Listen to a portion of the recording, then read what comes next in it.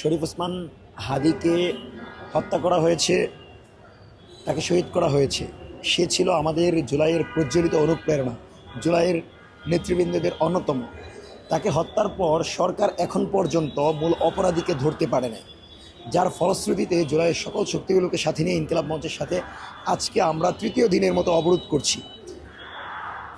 এতটুকু হতাশা আমাদের ভিতর যে সরকার থেকে এখনও স্পষ্ট করে বলা হচ্ছে না যে খুনি ফয়সালকে আমাদের মাঝে উপস্থাপন করা হবে, বাংলাদেশে এনে বিচার করা হবে, বরং তারা বলছে যে ফয়সাল পালিয়ে গেছে। তার মানে এই সরকার নিরাপত্তা ব্যবস্থা এতটাই দুর্বল যে অপরাধীদের অবস্থান জানার পরে আমরা তাদেরকে অবগত করেছিলাম গোয়েন্দা সংস্থাকে হত্যাকাণ্ডের পর শুক্রবারে, তারপর তাকে গ্রেফতার করতে পারে না।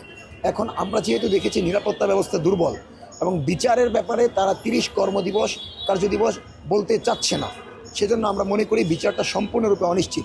গতকাল ম্যাডাম রিজওয়ানার সাথে আমি ছিলাম।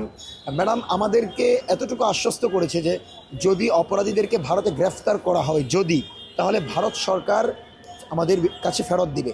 কিন্তু ফেরত দিবে বা সম্ভাবনাটাকে আমরা কখনোই বিচারের জন্য যথেষ্ট মনে করি না। আমরা মনে করি দ্রুত সময়ের ভিতর কূটনৈতিকভাবে তাকে গ্রেফতার করে, সে এখন মেঘালয়ে আছে, তাকে গ্রেফতার করে বাংলাদেশে নিয়ে আসা হোক বিচারের জন্য। এবং আমাদের যে আন্দোলন, যতক্ষণ পর্যন্ত না ফয়সালকে গ্রেফতার করা হবে এবং বিচার প্রক্রিয়া 30 কার্যদিবসের ভিতর শুরু হওয়ার আশ্বাস সরকার থেকে আসবে, ততক্ষণ পর্যন্ত এই লড়াই চলবে। ভারতের সাথে বাংলাদেশের কূটনৈতিক সম্পর্ক সম্পূর্ণরূপেই ভারতীয় আগ্রাসন, ভারতীয় আধিপত্য কেন্দ্রিক। এখানে ইনসাফের সম্পর্ক এখন আমরা স্থাপন করতে পারিনি। সেজন্য উপদেষ্টা যে কথাটা বলেছে সেটা যে আদৌ সত্যি এটা আমরা বিশ্বাস করছি না। কারণ ভারত সবচেয়ে বড় অপরাধী মাফিয়া হাসিনাকে আশ্রয় দিয়েছে, যে দণ্ডিত, তারপরেও কিন্তু এখনও তাকে ফেরত দেওয়ার কোনো নাম নাই। তাহলে ভারত যে ফয়সালকে ফেরত দিবে, উপদেষ্টা রিজওয়ানা যে আমাদেরকে যে আশ্বাস দিয়েছে, আমরা মনে করি সেটি আমরা ইতিবাচকভাবে দেখছি না। আমরা তখন ইতিবাচকভাবে দেখব যখন তাকে ভারত সরকার গ্রেফতার করবে, যখন তাকে আমাদের কাছে হস্তান্তরের প্রক্রিয়া শুরু হবে। এবং তারা আমাদেরকে কালকে বলল যে ব্যালিস্টিক রিপোর্ট করার জন্য তাদের নাকি কমপক্ষে 10 দিন সময় লাগবে। মানে চলে গেছে 10 দিন, আরও 10 দিন, মানে 30 কার্যদিবসের ভিতর তারা বিচার করতে পারবে না। তাহলে বাংলাদেশে তো 27 দিনের ভিতর, 30 কার্যদিবসের ভিতর 6 দিনের ভিতর বিচারের ইতিহাস আছে। তাহলে কেন এরকম করা হচ্ছে? যেই ব্যক্তির জানাজায় 14 লক্ষ লোক হয়, যে ব্যক্তির জানাজায় আপামর ছাত্র জনতার অংশগ্রহণ হয়, সেই ব্যক্তির বিচার নিশ্চিত করা বাংলাদেশের স্বাধীনতা সার্বভৌমত্বের জন্য সবচেয়ে জরুরি। সেজন্য বিচার যদি নিশ্চিত না হয়, তাহলে আমরা মনে করব আমরাও পরাধীন এবং স্বাধীনতা সার্বভৌমত্ব প্রশ্নবিদ্ধ। উল্লেখ্য যে আমরা যারা উচ্চ ঝুঁকিপূর্ণ নাগরিক, আমি সহ, এখন পর্যন্ত মন্ত্রণালয় থেকে আমাদের সাথে যোগাযোগ করা হয় নাই। শুধুমাত্র রাজনৈতিক দলের কিছু ব্যক্তিদেরকে তার নিরাপত্তা দিয়েছে, কিন্তু যারা আমরা হাদি ভাইয়ের মতো অরাজনৈতিকভাবে ইনসাফের লড়াই করছি, আমাদেরকে এখন পর্যন্ত কোনো নিরাপত্তা দেওয়া হয় নাই। এবং আপনারা জেনে হতাশ হবেন যে এই সরকার আমাদেরকে যখন আমরা যাই তারা বলে তাদের সেই সক্ষমতা নাই। এমনকি ডক্টর ইউনুস বাত ব্যথা, প্যারালাইসিস কিংবা আর্থ্রাইটিস, আধুনিক ফিজিওথেরাপি ও পুনর্বাসন চিকিৎসায় নির্ভরযোগ্য নাম ডিপিআরসি। স্যার স্বরাষ্ট্র উপদেষ্টাকে পদত্যাগ করার ইস্যুতে তিনি না করেছেন, তিনি করাতে পারবেন না। তার মানে সম্পূর্ণ নিয়ন্ত্রণ এই সরকারের হাতে নাই। এবং স্পষ্টত বলে দিচ্ছি, যদি শহীদ হইতে হয়, আপনাদেরকে জানিয়ে রাখছি, সম্পূর্ণরূপে গোয়েন্দা সংস্থা, মিলিটারি ইন্টেলিজেন্সের নিষ্ক্রিয়তা আজকের এই পরিস্থিতির জন্য দায়ী। এবং ব্যালিস্টিক রিপোর্ট প্রলম্বিত হচ্ছে, লেট হচ্ছে এ কারণে যে সংস্থাগুলো সম্পূর্ণরূপে এখানে জড়িত। এজন্য সংস্থাকেও জিজ্ঞাসাবাদের আওতায় আনতে হবে। ডিএমপি কমিশনার যেই ব্যালিস্টিক রিপোর্টের জন্য যে সময় চেয়েছেন, আমরা সম্পূর্ণরূপে সেটা প্রত্যাখ্যান করি। আমরা মনে করি 2 দিনের ভিতর এই রিপোর্ট দিয়ে এবং চার্জশিট অন্তত 5 দিনের ভিতর এটা দাখিল করতে হবে।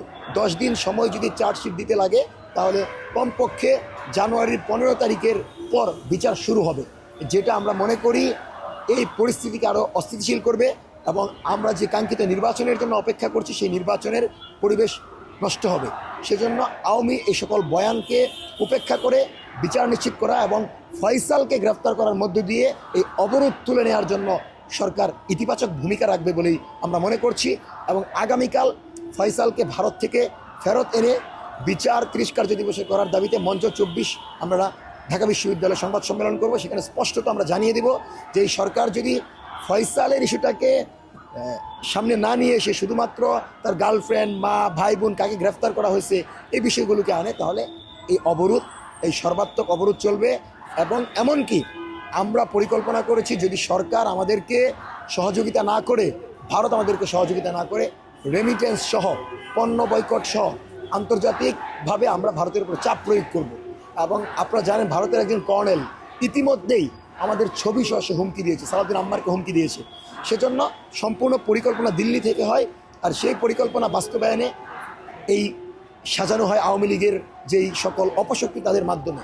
এবং 128 কোটি টাকার যে হিসাব কালকে উপদেষ্টা বলল, মানে ডিএমপি কমিশনার বলল, তিনি আমাদেরকে বলল যে দেখো আমরাও বিচার চাই, আমরাও আমাদের বুকেও রক্তক্ষরণ হয় এবং এই অপরাধের পেছনে বড় একটি চক্র জড়িত। তার মানে সে বলতে চাচ্ছে সে জানে বড় চক্র জড়িত, সে জানে বিচার দরকার, কিন্তু সে করতে পারবে না। সুতরাং আমরা মনে করি সম্পূর্ণরূপে দিল্লির আধিপত্যের ভিতর আমরা আছি এবং দিল্লির প্রেসক্রিপশন এবং দিল্লির পরামর্শের বাইরে না গিয়ে শরীফ ওসমান হাদির বিচার কখনোই সম্ভব না। সেজন্য ফয়সালকে ফিরিয়ে আনার মধ্য দিয়ে বিচার শুরু হবে, অবরোধ তুলে নেওয়া হবে এবং তার পূর্বে আমরা ছাত্র জনতাকে সাথে নিয়ে একজনও যদি ইনসাফের পক্ষে থাকে আমরা অবস্থান করব, ইনকিলাব অবস্থান করবে, আপামর ছাত্র জনতা অবস্থান করবে। আমাদের লড়াই ইনসাফের লড়াই, বিচার এবং বিচারের মধ্য দিয়ে আমরা ভারসাম্যপূর্ণ বাংলাদেশের অবস্থায় ফিরে যাব এবং সুষ্ঠু সুন্দর সার্বভৌমত্বকে রক্ষা করে আগামীর বাংলাদেশ বিনির্মাণে আমরা সকলেই জুলাইকে ধারণ করে এগিয়ে যাব, এটি আমাদের প্রত্যাশা।